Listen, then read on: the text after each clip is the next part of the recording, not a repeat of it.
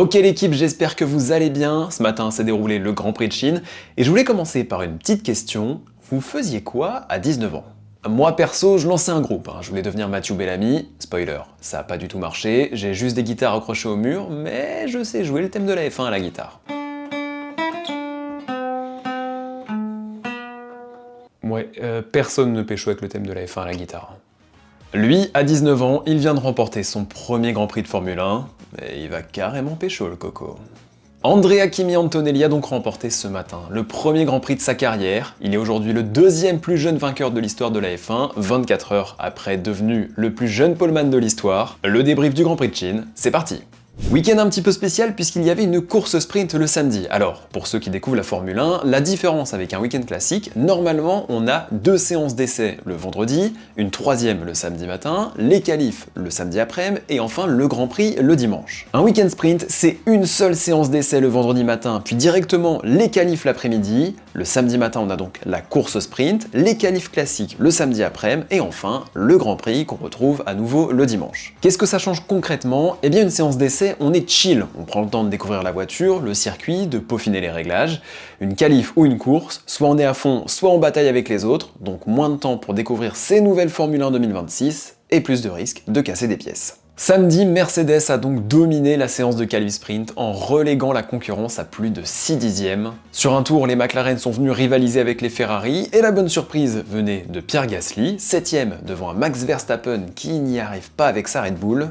En course sprint, les Ferrari ont pris un départ canon pour se retrouver P1 et P3 à la fin du premier tour, à l'inverse de Max Verstappen qui est resté lui scotché sur la grille en perdant 7 positions, et Kimi Antonelli, parti deuxième qui se retrouve 9ème au virage 5 et qui vient harponner Isack Hadjar qui lui avait pris un super envol.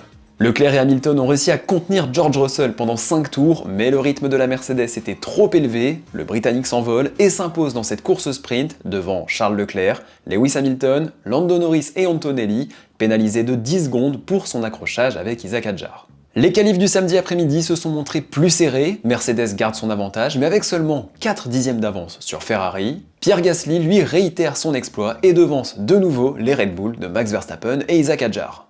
On arrive donc au Grand Prix de ce matin et on a eu des batailles, on a eu de la fight, on a eu des dépassements, mais honnêtement, je trouve qu'il y a un truc qui cloche et on en parlera un tout petit peu plus tard dans cette vidéo. Alors cette fois, pas de départ manqué pour Kimi Antonelli, mais une nouvelle fois un envol incroyable des Ferrari. Lewis Hamilton prend la tête et Charles Leclerc dépasse George Russell, les Ferrari sont P1 et P3. Max Verstappen, lui, reste à nouveau scotché sur la grille et perd 6 positions. C'est vraiment exactement le même scénario copié-collé que la course sprint du samedi, tandis que son coéquipier Isack Hadjar part en tête à queue dans le premier tour et se retrouve malheureusement dernier. Les Ferrari ne sont pas ridicules du tout pendant cette course, mais elles ont malgré tout moins de rythme que les Mercedes. Kimi Antonelli reprend la tête devant Russell, Hamilton devance Leclerc, et tout ce petit groupe va gentiment finir la course dans cet ordre. Kimi Antonelli remporte donc le premier Grand Prix de sa carrière. Dire qu'ils finissent dans cet ordre, c'est vrai, gentiment? Non, non, non, et c'est là que commencent les tops.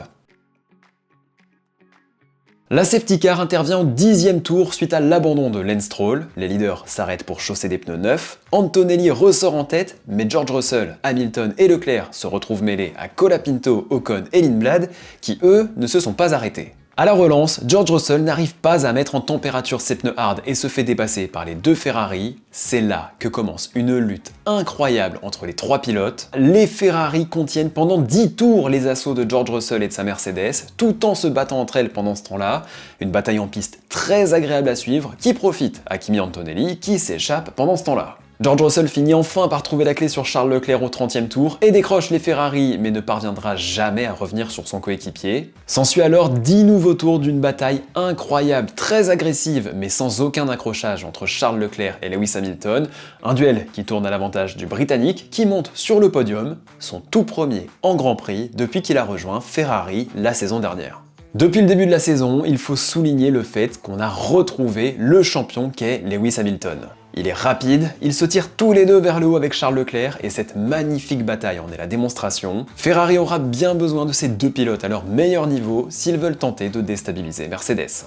Évidemment, il faut également souligner l'excellent travail de Kimi Antonelli, 19 ans seulement, il faut le rappeler. L'Italien a su profiter des problèmes rencontrés par son coéquipier en qualif pour obtenir la pole et la convertir en victoire. En piste, il n'a pas tremblé, il a même accentué son écart avec George Russell dans la deuxième partie de la course et s'impose dès le deuxième Grand Prix de cette saison. Il montre déjà qu'on peut compter sur lui pour la victoire et qu'il ne sera pas cette année le simple lieutenant de George Russell. Clairement, s'il arrive à lutter plus régulièrement avec George pour la victoire le dimanche, ce sera le duel à suivre cette saison. Un autre point de satisfaction, c'est la lutte qu'on a pu voir pendant ce Grand Prix entre les best of the rest, comprenez les équipes qui ne jouent pas le podium. Pour l'instant, 3 teams se détachent pour jouer les points chaque week-end, Alpine, Haas et Red Bull. Eh oui, désolé les fans de Red Bull, mais pour l'instant, la plus grande chance de victoire de Max Verstappen, c'est au mois de mai, aux 24 heures du Nürburgring, pas en F1. Et on termine avec un top, mais qui va se transformer en flop, ce sont les batailles en piste.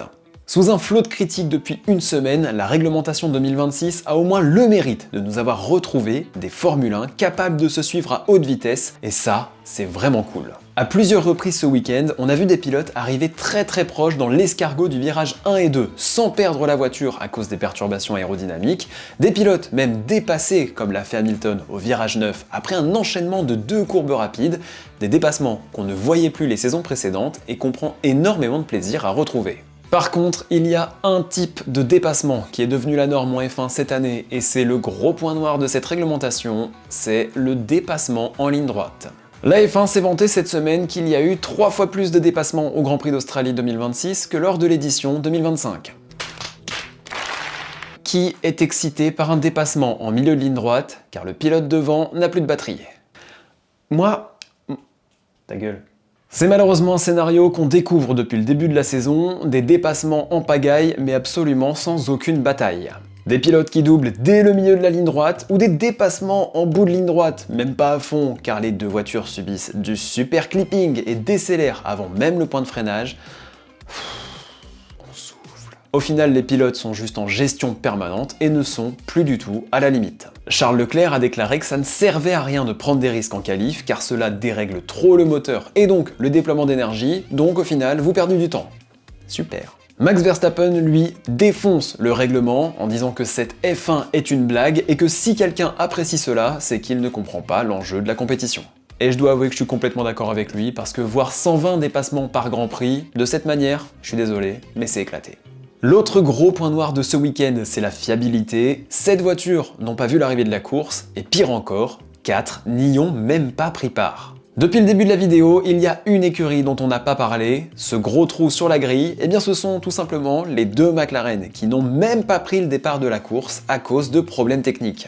Oui, après 2 Grands Prix, Oscar Piastri n'a encore jamais roulé en course le dimanche. McLaren est l'écurie championne en titre, ils ne peuvent pas se permettre de telles situations et doivent absolument corriger ces soucis de fiabilité pour très vite revenir au classement. Même chose côté Audi qui n'a encore jamais aligné 2 voitures un dimanche en F1, après Hülkenberg la semaine dernière c'est Bortoleto qui était bloqué aujourd'hui, tout comme Alex Albon chez Williams.